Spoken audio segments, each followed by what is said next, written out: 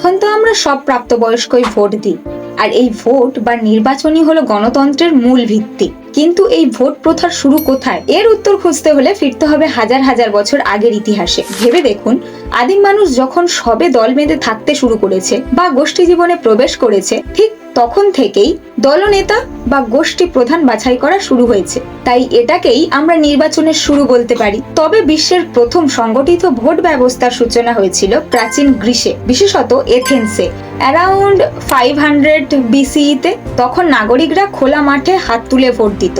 আবার কখনো পাথরের টুকরো বা মাটির ফলকে যে নেতাকে বাতিল করতে চায় তার নাম লিখে জমা দিত।